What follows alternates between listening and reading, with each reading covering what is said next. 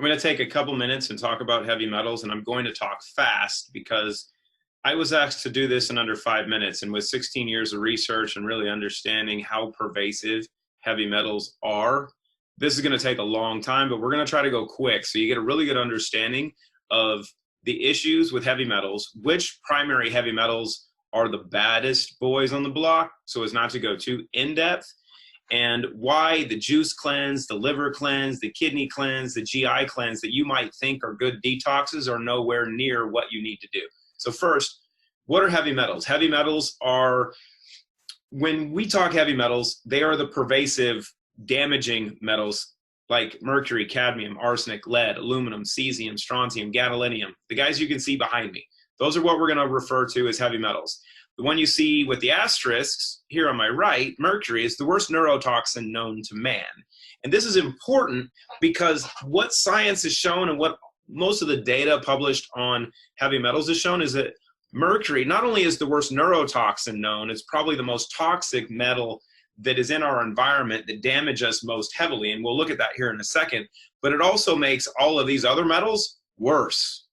So it also shuts off your body's ability to produce glutathione, which is our natural detoxing antioxidant. It's our master antioxidant, and it shuts off methylation.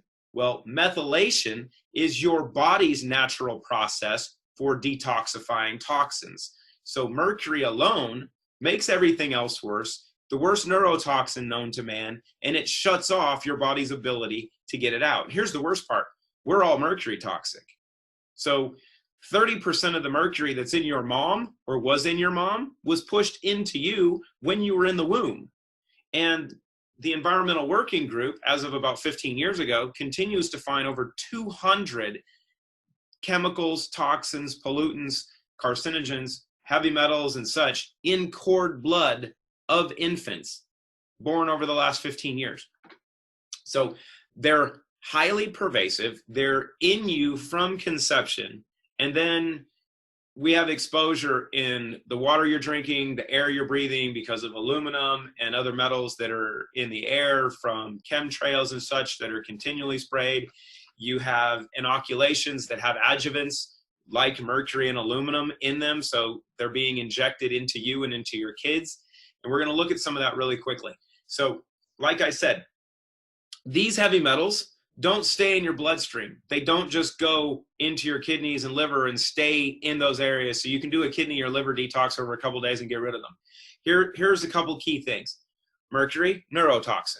Also hormone disruptor. It will mimic estrogen. So it blocks estrogen binding sites. And a lot of these heavy metals will mimic other essential metals like calcium, magnesium, potassium, and such. So they block the good guys from getting where they need to go. So your mineral deficiencies and your issues with bodily functions aren't due to the fact that you can't assimilate nutrients or you're not getting them in. The problem is you're completely polluted, and the heavy metals and toxins that are in your system are overriding your body's ability to function properly. So the one thing that you can do to get well is get this stuff out, but get it out of your body in the areas that it's stored and sequestered.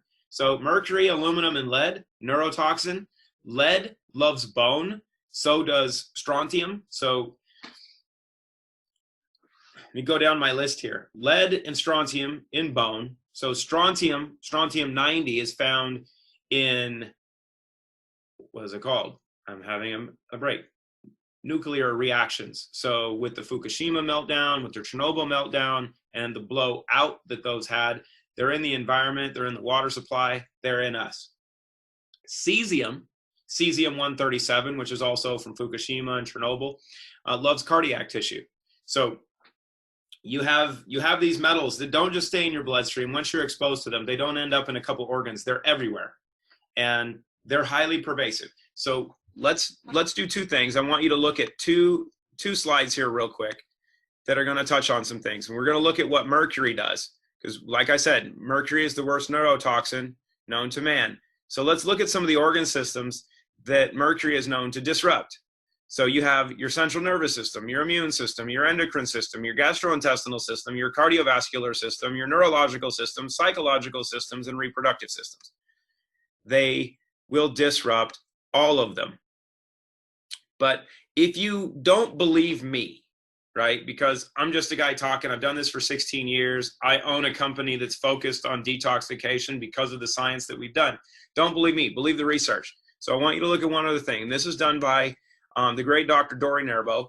And this is, as you can see, a work in progress. This is not complete yet, but this is going to freak you out. So when we look at specific issues and health conditions and how heavy metals correspond to some of these conditions, let's go through these really quickly because I've got a short period of time and I want you to understand this. So the table of contents, we look at autism, right? So we got 2 pages, 3 pages, 3.5 pages so far of data showing that high levels of mercury and aluminum are correlated to kids in the autism spectrum. Bone health. This is a key component. Like I said, lead and strontium are stored in bone. One of the big problems for women over 50 that they hear with osteoporosis, because you start leaching calcium and vitamin D in bone. That's actually not true. What happens is up to the age of 50, lead is stored in bone. After the age of 50, that lead starts to leave. It starts to leach back out of the bone, which creates osteoporosis because the bones become brittle because the lead that was stored in there is no longer there, and you don't have any other calcium or vitamin D to recalcify that bone. That's where the brittleness comes in. So you can see some of these things for data on heavy metals. We don't have to talk much about cancer because, as you've heard, you've probably learned that about 90% of all cancer cases are environmental in nature, and it's environmental toxins that are causing them. So you can look at cancer data. And we can scroll through some of these really slow if you want, so you can read them all. Don't think you're going to read them all. Lots of data. So cardiovascular disease, right? Number 1 or number 2 killer. Cardiovascular disease directly correlated to environmental toxins, because what did we go over?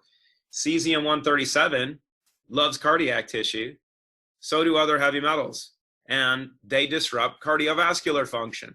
They cause damage to your endothelial lining. The endothelium of your vascular system is the small lining of your arteries where nitric oxide and everything's done. When you have damage to that area, you have inflammation that starts, or the negative inflammation from heavy metals will damage the endothelial lining, which then causes plaque buildup. It's not cholesterol that causes these problems. It's the heavy metals that cause the negative inflammation, that damage your arteries, that cause the cardiovascular issues. So you can see some of the data there. There's only a couple pages worth. COPD, same thing. You look at circulatory heavy metals, cadmium, lead, mercury, chromium. We can go down even more. So we look at diabetes. Oh, diabetes is one of the top of the list for people today. And we can look at heavy metals in those areas, dyslipidemia, eye health. So there's a philosophy in the detox space called the detox triangle, which pertains to the smallest vascular function in the body, which is eyes, ears, and erectile function. And that's where you start to see degradation early a lot of times. So when you think that your vision getting bad and your hearing getting bad is part of the aging process, it's not. It's damage from heavy metals and environmental toxins that are building up in those areas that inhibit proper function. So the degradation of your vision or your hearing, in men, it's selective. Our hearing is selective. Women, we just won't hear you. But if it's actual physical trait, the most common culprit in that is the heavy metals. You can see those. Look, I mean, look, 3 toxic heavy metals in open angle glaucoma with low teen and high teen intraocular pressure. Glaucoma and heavy metals. Food for thought. Fibromyalgia, chronic fatigue syndrome. Same. Your gut health. Heavy metals destroy your microbiome in your gut, but so does glyphosate. And if you haven't watched the interview that was done with Dr. Don Huber, watch it. It'll explain glyphosate. It's bad. You can look at lupus. You can look at hypertension. Kind of a big deal. Hypertension is quite common in people. Why? Because we're freaking polluted. Obesity. Same way. Osteoarthritis. Parkinson's disease. How about stem cell function? Stem cells are becoming a big thing. You look at the issues with maternal, peripheral, and cord blood samples identified. right? You think cord blood is good. Stem cell companies want cord blood. Well, cord blood is completely freaking polluted. It's loaded with heavy metals and other environmental toxins. So we can go down. We look at thyroid function, right? Your thyroid function is a big thing seen today. So this gives you a synopsis that all of the symptoms that your doctor is telling you that you might have, they don't talk about cause. They're not taught to look at cause. They're taught to look at symptoms and make a diagnosis. So it's these guys that are the cause of the problem, but they're not just in your gut. They're not in your kidneys and liver. They're in your brain. They're everywhere. So you have to use something that can get into your body, into your brain, cross cellular membranes, get into your organs, through your organs, and out of your body. This is the most crucial component. And this is not something that you do for a short period of time. True systemic detoxification is something you're going to do for the rest of your life. Because here's the key. You might effectively clean out what you have currently, which theoretically is impossible. I don't think you can ever get everything out of our systems because there's some stuff that is just stored. But on a daily basis, you're going to be exposed to more environmental toxins, more heavy metals, more glyphosate, more PBEs, PBDEs, fire retardants, all these other chemicals.